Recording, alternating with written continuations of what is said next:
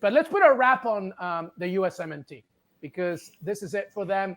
Clearly, Frank, the objective is 2026. And obviously they wanted to do well here. And I know, after talking to some of those players, they wanted to, go as far as the final in 2022. But clearly this is a project that's still building for when they co-host the World Cup. Definitely. I mean, they have to prove that they involve every 4 years, and that they work hard to get better, and that's their objective.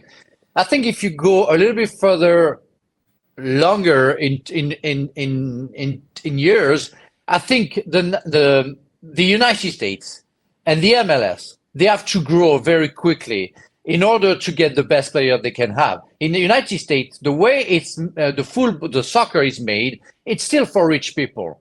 And tell me if I'm wrong. I don't think that Cruyff, Platini, Pelé, Zidane, whoever we are talking about, have been rich people when they were young. They were poor people. Very hungry and angry about life, and that's what conducted them to be the best.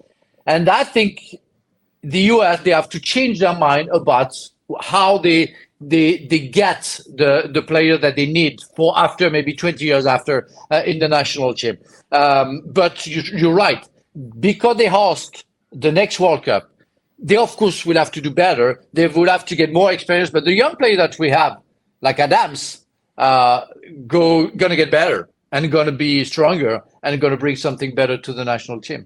I think it's really important to just very quickly just add a little bit from what Frank just said, because it's very, very important. When the USMNT didn't make it to the World Cup in 2018, it was a revolutionary way of thinking from everywhere. The federation thinking we have got to change. And the federation had to change, the team had to change, the coach had to change. And three very important things began in step by step. Number one, literally what Frank just said, the pay-to-play system has to go. You can't be a 14-year-old kid, wanting to go to an academy and also pay a fee for that. That's not how it works. The federation knew that from that moment, from 2018, which many will say it's way too late. How could you do that? But steps are being made. Steps are definitely being made.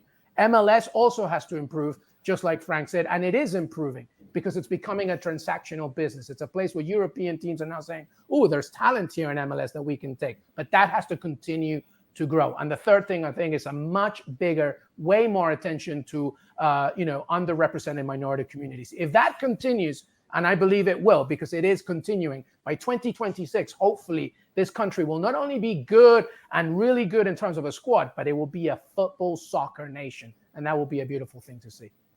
Yes, scouting for sure. And also spaces, getting those posts out there, spaces for kids to play for free as well. You do see it in a lot of states, but not all of them. And I think that will be a big thing too, because as you know, all these kids, and when you're young, you're going out with the ball on the street, you're going to the local soccer pitch to play to, and that makes a big difference as well. We've got to move on to talk about the next game. Just on that. To give you an example, and to give you an example to our viewers, in France, it will cost like $80 or $200 a year to be able to play, because you get the insurance and your license. In the States, it's like $200, I think the less, $200 a month. And you have to bring your own kids, your own football. It doesn't exist in France. You come almost naked, they give you everything, and you can play. And that's for millions of kids, 2 million licensed players. Yeah, it's an average price of $4,000 to $5,000 a year for a parent. That's insane. That's insane. I know you're trying to move on, but just want a quick thing. When I've spoken to people in the Premier League about American players, they all speak so highly of their intelligence, how polite they are, what good professionals they are. But they do say they lack that edge. And I think we saw the Uruguay game ending in unsavoury circumstances last night.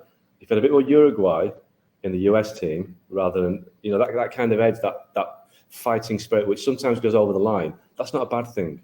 That is what winning teams have, that edge. And obviously, you have to find the balance.